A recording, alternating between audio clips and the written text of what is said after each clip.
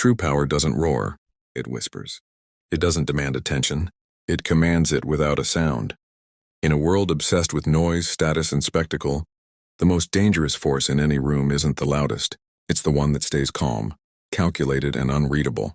This is the essence of Machiavellian wisdom. Violence is loud, but intelligence is silent. While others react in anger, lash out in panic, or chase attention to prove their strength, the strategist does none of that. He watches. He listens. He calculates. And when he moves, it's not to be seen. It's to end the game before it ever begins. The ones who shout often reveal their fear. The ones who threaten expose their weakness. But the one who remains emotionally neutral, whose presence alone shifts the mood of a room, holds the real power. Machiavelli understood this deeply. He knew that brute force may win a battle, but it's psychological invisibility that wins wars. When you no longer need to prove yourself, you move differently. You don't react to insults because silence makes them echo. You don't declare war. You let your enemy unravel, imagining what you might do. This type of power isn't built in the spotlight. It's built in restraint. It's built in self-control, patience, and the ability to see 10 moves ahead while everyone else is stuck in reaction. Real strength is about maintaining inner stability while chaos rages around you. It's about recognizing that the strongest energy isn't the one that burns hot and fast. It's the cold, steady force that outlasts everyone. To embody this level of control means becoming untouchable, not by being cruel or disconnected, but by refusing to be ruled by emotion. You learn to carry silence like a blade. You let your calm unsettle those who mistake your stillness for weakness. And most importantly, you understand that the most powerful presence in the room isn't the one who yells. It's the one everyone watches in silence, wondering what he's thinking. That's not intimidation by force. That's domination through mastery. And once you adopt this mindset, you no longer need to fight to be respected. You simply become someone they won't dare to test. In any conflict, truth is secondary. Perception is everything. The battlefield doesn't begin with fists or weapons. It begins with the story being told, with the image being projected, and with the narrative being believed. Machiavelli understood that people do not act on facts. They act on appearances. He wrote, "Men judge more by the eye than by the hand. For everyone can see you, but few truly understand you." That's why the first rule in any confrontation is clear. Control the optics and you control the outcome. When you appear strong, calm, and unshaken, even if you're struggling internally, others hesitate. That hesitation is your opening. It doesn't matter who is right. It doesn't even matter who is stronger. What matters is who looks like they're in control. Machiavellians know how to perform under pressure. They stay still when others panic. They smile when threatened. They don't interrupt. They let the opponent speak first and then twist their words into a weapon. In this game, optics aren't superficial. They're strategic. The person who controls the narrative shapes the battlefield. In business, in politics, in personal rivalries, the most composed presence often wins by default. If you appear emotional, reactive, or unstable, even the truth won't save you.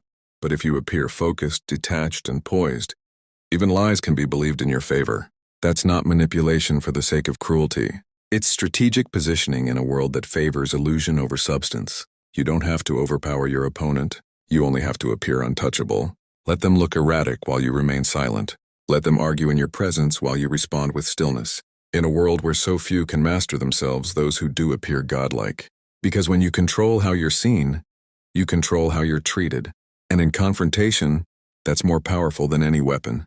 In any conflict, confronting a person head-on only fuels resistance and exposes your vulnerabilities.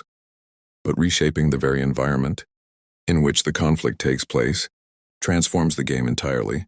Instead of forcing someone to change who they are, the true strategist alters the space around them, shifting their conditions until their next move becomes inevitable and predictable. This is the essence of environmental manipulation. You don't battle against the inherent nature of a person, but you subtly change the rules of engagement so their decisions align with your strategy, almost as if they're acting naturally under new constraints. Think of it like rearranging the pieces on a chessboard. You might not remove an enemy outright, but you can move the walls, close off escape routes, and force them into a position where every choice disadvantages them. When deadlines shift, resources drain, or alliances falter due to unforeseen changes, it is not brute force that wins the day. It is the slow, methodical manipulation of the conditions under which battles are fought. Every business negotiation, every political maneuver, and every personal rivalry is won by those who understand that controlling the environment is far more potent than attempting to reform an opponent's character. Rather than engaging in direct confrontation that only heightens emotions and invites unpredictable retaliation, you take control of time, space, and conditions, rescheduling meetings, altering budgets, isolating support systems. All these subtle shifts are aimed at disrupting their rhythm and exhausting their strength before they even realize what's happening. When you reframe a scenario, you force your adversary to adapt under new rules, often leading them to make mistakes or betray their original intentions. By focusing on the external, tangible aspects of conflict rather than the chaotic inner workings of a person's mind, you create a controlled battlefield where your calculated pace and tempo decide the outcome. This approach is not merely about playing defense. It is about constructing an arena where your enemy has no option but to act in ways that ultimately benefit your cause. In this strategy, success is measured not by direct victory, but by the transformation of the conflict environment itself, ensuring that every decision made within it tilts in your favor. Sometimes the most lethal move is to appear harmless. In a world that rewards visible power, the greatest threat is the one no one sees coming.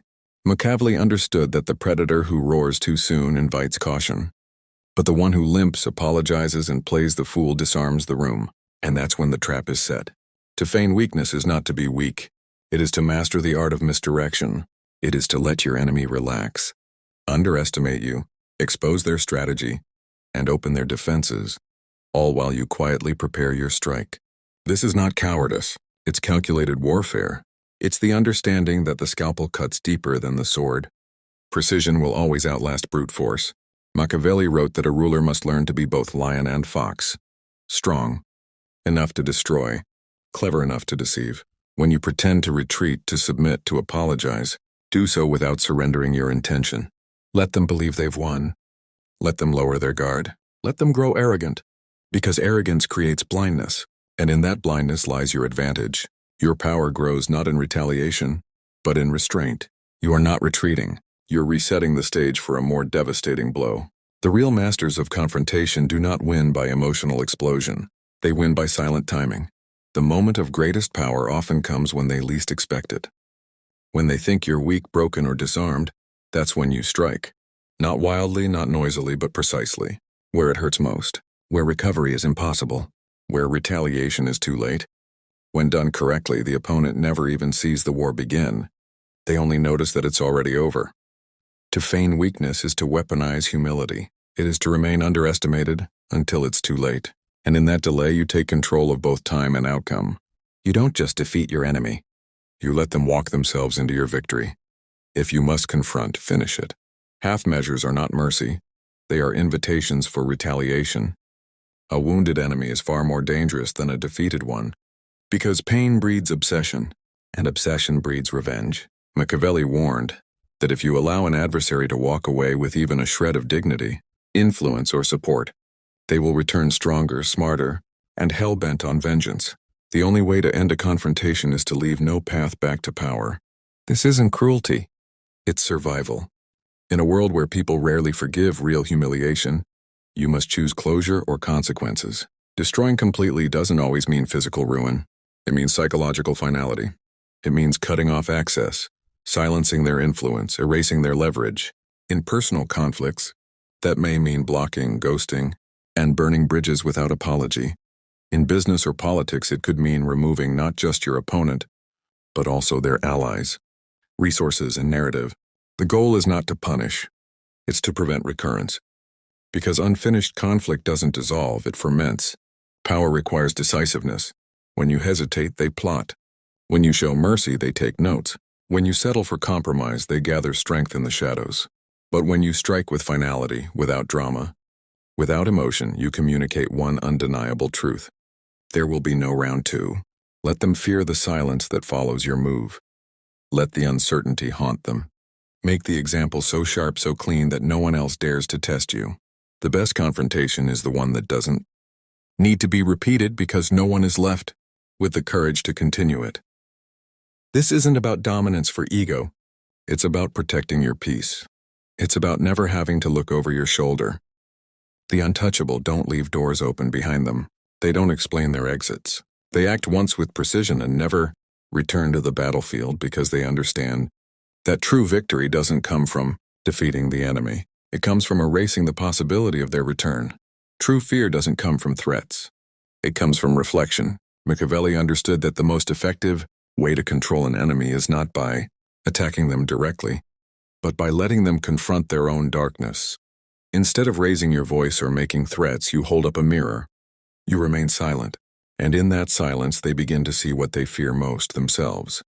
This is not about intimidation through violence or noise. It's about crafting an atmosphere so unsettling that they question their own safety without you ever lifting a hand. People fear uncertainty more than confrontation. When you don't respond, they fill in the gaps. When you don't deny the rumors, they assume they're true. When you let them wonder what you might do, not what you will do, you create a psychological landscape where possibility becomes the weapon. In that ambiguity, fear takes root and grows faster than any threat you could ever deliver. Let your silence be louder than their accusations. Let them overthink every quiet moment. Let their imagination destroy them long before you ever have to move. Machiavelli didn't say, be feared. He said, let others believe you might be capable of things they wouldn't risk. Testing. That's the brilliance of the psychological mirror. It reflects not who you are, but what they project. Often reveals their guilt, their fear, and their instability. In a world addicted to reaction, your stillness is disturbing. Your unpredictability becomes your power. The person who can't be read is more dangerous than the one who shouts. You don't have to terrify them. You only have to let them terrify themselves. Because when someone's fear comes from within, they can't escape it. This is how real power is exercised, not through force but through invisibility. You haunt not because you want to, but because you've learned that the mind, left alone with enough silence, becomes its own executioner. That's how the untouchable win, not through destruction, but through quiet suggestion and the fear it leaves behind. In the age of instant gratification and reactive living, patience has become a superpower. Machiavelli knew that time is not something to be feared or wasted. It's a weapon to be sharpened. The wise do not rush into conflict. They wait, they watch, they calculate. Because time, when used strategically, does what no sword ever could. It wears down, isolates, exposes, and ultimately delivers victory without chaos. Most people want results now. They want revenge now. They want control now. But urgency is the enemy of precision. When you act out of impulse, you play their game. But when you stretch time, delay confrontation, and pull back when they expect you to push, you seize control of the rhythm. And control of rhythm is control of outcome. Let them throw fire. You throw silence. Let them scream your name. You say nothing. Let them assume they've won. You simply wait. Because while they're wasting energy trying to provoke you, you're tightening the noose around their own missteps. The enemy who believes you are weak because you are silent becomes arrogant, and arrogance blinds. That's when time moves in your favor. That's when they stop defending and start exposing themselves. Patience is not passivity. It is the most deliberate act of power. It means you've mastered yourself before trying to master others. It means you've sacrificed the satisfaction of striking first for the guarantee of finishing last meant finishing right. Machiavelli never struck quickly. He let paranoia, ego, and miscalculation destroy his enemies from within. Then once they were isolated and exhausted, he moved, and not loudly, not emotionally but cleanly. That's how time wins battles others didn't even know had started. When you learn to move slower than the world, you start to see more than the world. And in that space between reaction and response, you gain the edge. Because the person who can delay gratification, delay conflict, delay speaking, is the person who survives long enough to dominate, not with fire, but with patience that cuts deeper than any blade. A lone enemy is a weak enemy, and Machiavelli understood that before any strike, you must isolate the target. The real danger in any confrontation isn't the individual. It's their network, their allies, their influence, their momentum. As long as they are surrounded, they are bold. But once they stand alone, even the strongest begins to second-guess themselves. Isolation is not just a tactic. It's the foundation of a flawless strike. You don't defeat your enemy by charging head-on. You weaken them by stripping away their structure quietly, patiently. You sow doubt in their relationships, You create tension in their alliances. You plant questions that fester in private conversations, and suddenly the people they leaned on begin to shift. One by one, hands disappear. Confidence wavers. They start to notice the silence. And in that silence, paranoia grows. The moment your target starts to ask, "Why is no one standing with me?" you've already won half the battle. They'll feel exposed, unstable, vulnerable. And that's exactly when you move. Not with noise, not with revenge, but with the precision of someone who waited until the foundation crumbled beneath them. In the art of psychological warfare, isolation is the scalpel that cuts deeper than confrontation ever could. You don't need to humiliate them. You just need to make sure no one else shows up to defend them when you act. Confrontation in a crowd is chaos. Confrontation in silence is control. Let others call it cold. Let them call it ruthless. But this is how power is exercised without becoming messy. You don't destroy their name. You dissolve their influence. You don't dismantle the person. You pull the thread until the support structure collapses. And when the dust settles, no one remembers the fight. They only remember that the target vanished without a sound, without a backup plan. That's how you strike without lifting a finger. You isolate, then disappear them from the board. In life, you won't always win by being louder, faster, or more aggressive. The true advantage belongs to those who are strategic, silent, and emotionally in control. One of the most important lessons from Machiavelli's playbook is that power isn't about domination. It's about positioning. You don't need to meet every insult with fire. You don't need to win every argument. What you need is to master yourself first. Observe without reacting and strike. Only when the moment guarantees impact.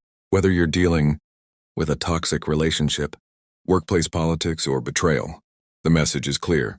Patience is protection and silence is power. Don't let your emotions become someone else's weapon. Learn to isolate problems. Control how you're perceived, and never confront in weakness. Let time reveal your strength. In a world that rewards impulse and noise, your calm is your greatest weapon. Move in silence. Think 5 steps ahead and never give anyone more access to your peace than they've earned. The more unpredictable and composed you become, the more untouchable you are. That's not just strategy, it's survival.